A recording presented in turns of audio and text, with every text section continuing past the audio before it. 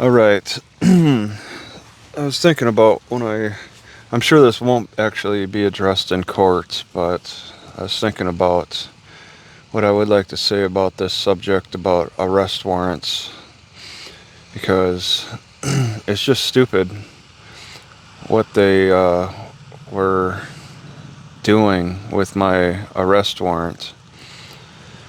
If they would have gotten a final word on my arrest warrant before putting me on the NCIC, and that final word is that they're not extraditing me from other states. If that final word would have come out before I was considered being put on the NCIC, they would not have put me on the NCIC. It's just got stupid. They don't think ahead what they're doing in this court system. It's like just put them on the NCIC with no intention of coming to pick them up. And they could be doing that with other people. I mean, if they could just easily do that with me, I just turn myself in, and then they say they don't want to come and get me. So then I was in White County, Indiana. They just had to let me go. But that wasn't enough. That was not enough for Natchitoches. They still wanted to keep me on the NCIC. They wanted to drag their feet that first time. Billy Joe dragged his knees. He dragged himself from his knees. He probably still hasn't answered. Who knows where the answer came from? It just it sounds like the city marshals just decided to take me off the NCIC without Billy Joe Harrington making any decision. But they wanted to, I bet, I could just imagine the conversation in that 4 hours when they were talking to White County Sheriff in Indiana about keeping me in jail. I bet there was that conversation. They were probably like, "Hey man, can you just keep Travis in jail? Just do it for us. Do us a favor. Do Louisiana a favor, right? The slave-holding state that still is in enforcing slave ownership, it seems, and just calling it criminal punishment. Make everything a crime so we all become criminals." So I think in that 4 hours there was a lot of foot dragging going on that first time I turned myself in. But I mean, the White County sheriffs may have been a little too nice, but maybe firm. I mean, I'm just pontificating. I think they were probably prepositioned by Natchitoches to keep me in jail, but Natchitoches didn't offer anything in return, in exchange for keeping me in jail. Natchitoches probably asked White County Sheriff just to do it out of spite, just to do it because because Natchitoches thinks it's the right thing to do. And I bet Cloyd was in on that conversation too. Cloyd would have wanted me in jail for sure. I mean, that's all he asks for, is me to be put in jail. Plead guilty and go to jail. In that 4 hours, a lot happens. All I did was just pace back and forth. I could have been like a part of the conversation, I guess, because before I turned myself in to the White County Sheriff, I called. I finally got a phone number. A viewer on YouTube finally said, "Hey man, you can use my phone number to set up a Google Voice." And I'm like, "Cool, dude, let's do this." And I set up a phone finally, and so I started making calls.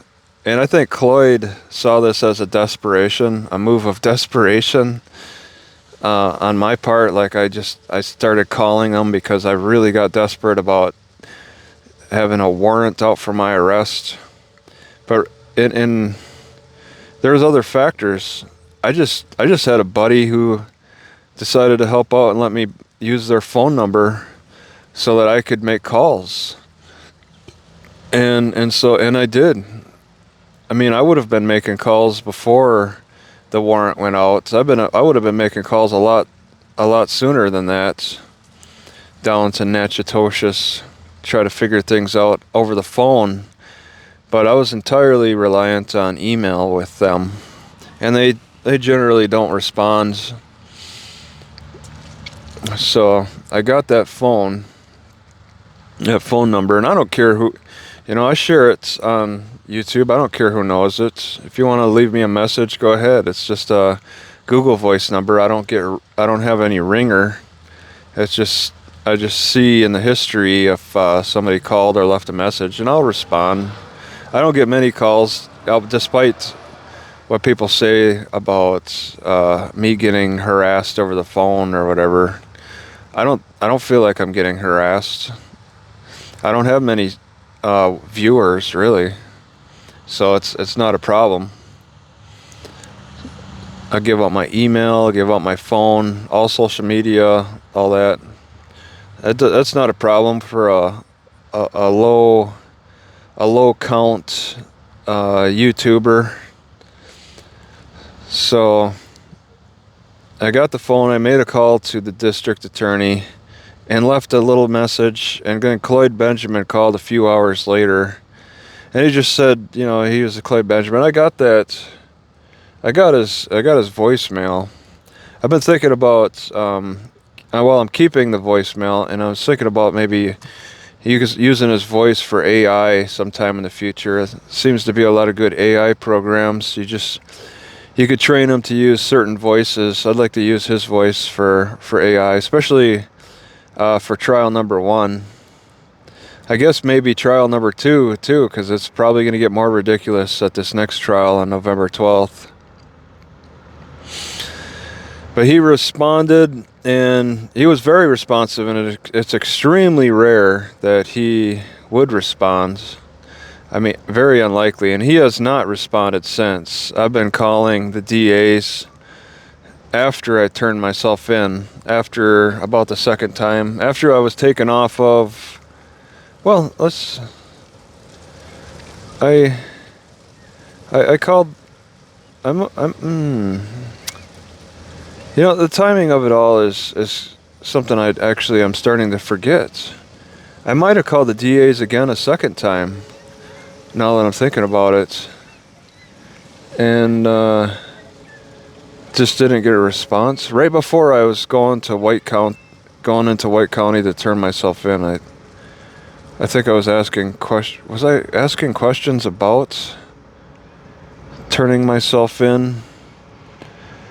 I mean, I definitely called the Natchitoches city marshal about turning in, about my NCIC. He said I was put up. I confirmed on the phone that I was put on NCIC, and then at that point, I got the arrest warrants that I printed off. I got the court minutes that I printed off, and then from there, I went through the confirmation process that I was in the system, and then at that point, I started looking for sheriff departments to turn myself in as I was heading south, and White County was just something to choose, just not far from the Walmart. I park at the Walmart and bicycle over a mile to the sheriff department. Had I gotten arrested, I would have had my car stuck in the Walmart parking lot, and that's something that is interesting to me. That investigator was like, "Yeah, you got your car." Like, he acknowledged that I'm a traveler. He found that out, I think, probably from the DA. I mean, and within 4 hours, I'm sure there was quite a conversation, and they're just figuring things out, how to maybe, screw me over, make my life worse, make me sit in jail. But I'm sure the White County Sheriff was not into that, into the Louisiana way of doing things, and let me go without a word, with saying that there's been no word, and they have not contacted me since. The White County Sheriff, I gave them my phone number, and I was like, yeah, if you're staying on top of this, let me know what happens. And it's been over a week, and the White County Sheriff has not given me an update on their ends. They just let it rest. It's not on them to take that kind of initiative. They tried within those 4 hours, okay, hanging me up. I mean, taking up how many people's time? The investigator, the sheriff, that one Walker, me, everybody on the Natchitoches side who's involved. They're all getting paid by the hour. And they just pontificated for 4 hours. And then the White County Sheriff comes to me with my paperwork and says, we're not holding you. They're not giving us an answer. Extradition or not extradition. That's what it comes down to. And I didn't know that. I didn't know that it comes down exactly to extradition or non-extradition. I mean, it makes sense. I had to go and find out. That's what it comes down to. And so I stay on the NCIC pretty much. That wasn't enough to convince the Natchitoches. That wasn't enough to make the Natchitoches DA or the city marshals think about the problems that they're creating for themselves and me with putting me on the NCIC. It took the second time I turned myself in, then that lasted much shorter than 4 hours. That lasted 15 minutes. And shortly after that, I think that very day, I was taken off the NCIC, and I didn't find that out until I went a third time to a third sheriff department to find this out. And I'll just say that I only showed my arrest warrant to White County at the first time, and I asked them if they thought that if it would be helpful to see the court minutes. And they said no, that they got the protocol to follow. But I'm like, wow, things moved a lot faster the second time, showing the deputy both my warrants and the court minutes. Because he made a sticky note and put it on the warrant saying, oh, you got a court date on this. He read it. And if I had brought the minutes to the first sheriff, I think that would have made a difference. That might have made it go a little faster, because they were waiting on a response from Billy Joe Harrington, who drags his feet all the time. And things could have been explained a lot better in the minutes. You could see the point where I had an arrest warrant. I mean, the minutes aren't the transcript, but it's like a summary of the transcript, and it's helpful. It's official. I mean, a judge signs off. The harmless Judge Owsley signed off on it.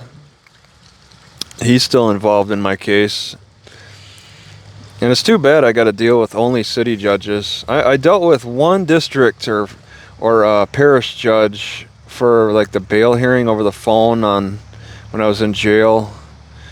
I forget her name, but that was it. This would go a lot better for me if I didn't have to deal with city judges. And other states, other states you can avoid city judges. I'm still dealing with a city judge in West Milwaukee, and I know it's a mistake.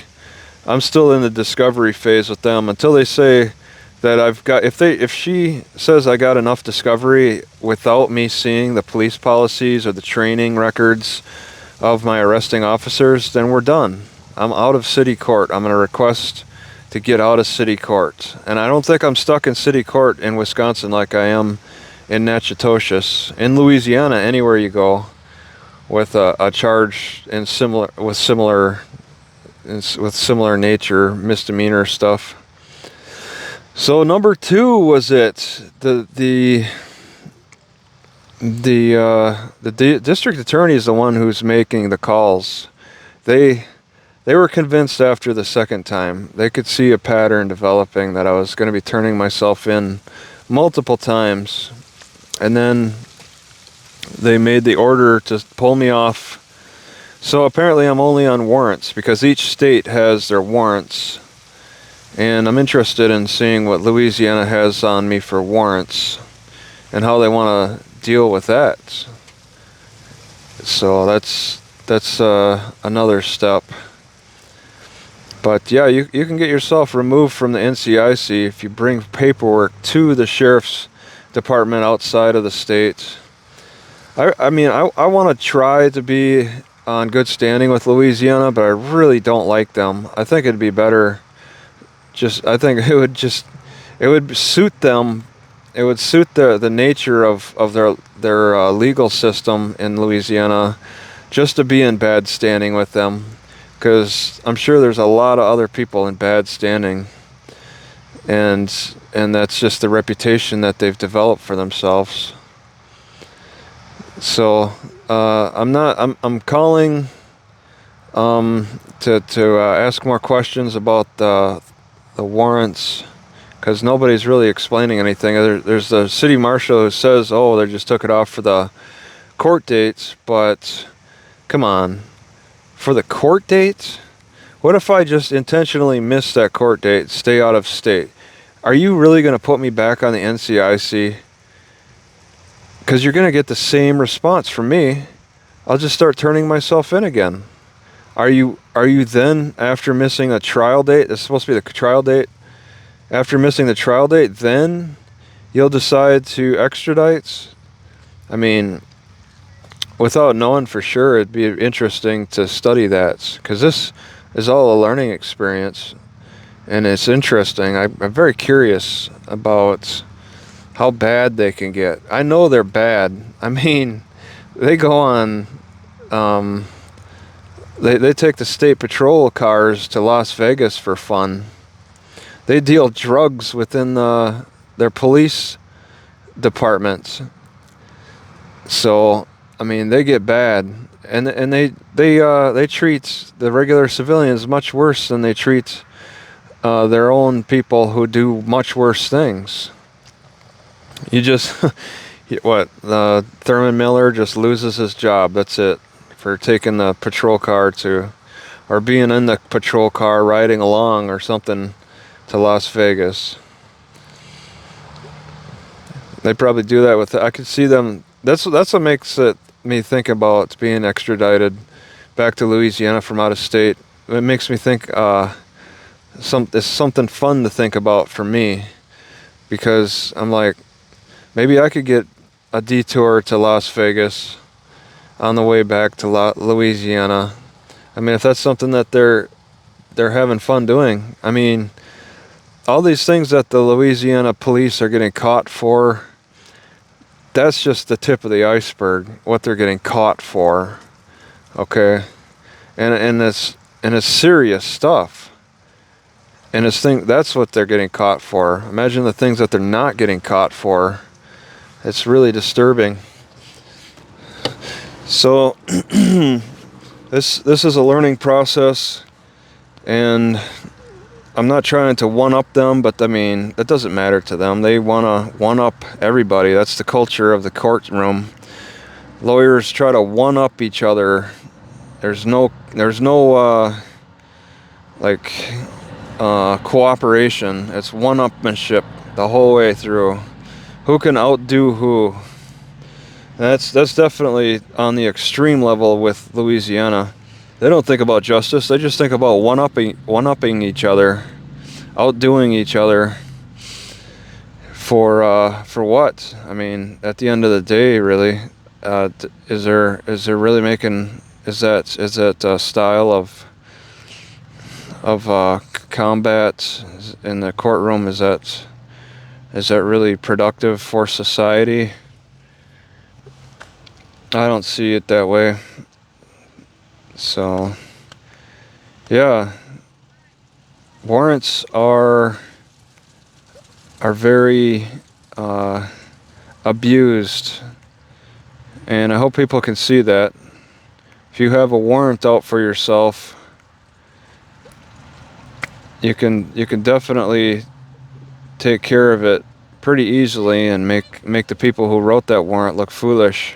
It's an embarrassing situation to be in. You think, wow, you're the bad guy for having a warrant. But think logically. How could I make it to Louisiana on a warrant? I have to turn myself in wherever I'm at. I told them, repeatedly, I was in communication. I'm in Michigan. They didn't care. They just said, "Oh, throw out the NCIC warrant." And so then I wasn't gonna dodge cops to try to get to court. What's gonna happen if I show up to court?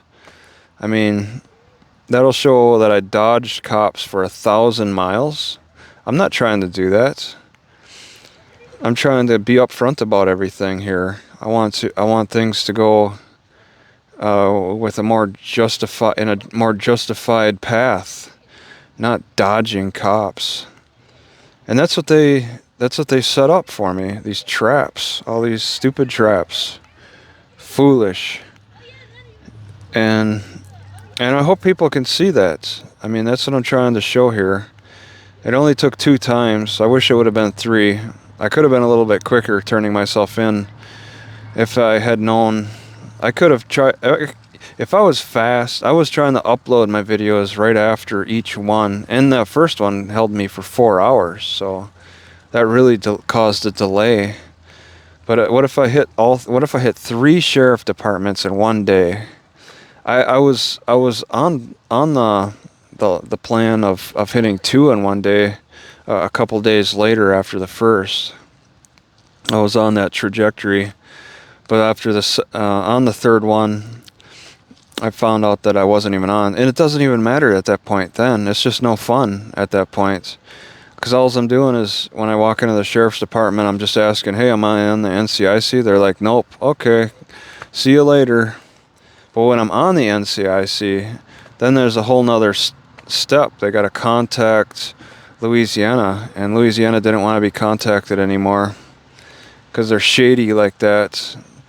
They just wanted to have me sit in jail, and that's what a lot of people say happens to them. But I don't think that should be happening. I gotta warn you. I mean, I want to tell you, you bring paperwork to the sheriff's unit. You just don't walk into the sheriff's department, or even if you get stopped on the side of the road and they find you got warrants, have that warrant on hand, printed off as 20 cents from the library. That provides more information that makes the decision making a lot easier for the cops. And you just call the court and say, send me the warrant that the judge signs. Okay, make yourself aware of it, get yourself a copy of that, have it on you. That explains, and the court minutes, a warrant in the court minutes. In my opinion, I think having those, when you get a warrant put out for you, have the physical warrant. Maybe you could show it to them on your phone too. I don't know if you want to hand over your phone though. I don't know if you want to do that to the cop. Hand over your phone to the cop so they could look at your warrant. I don't know about that, but have the warrants and the minutes. That way, that explains a lot.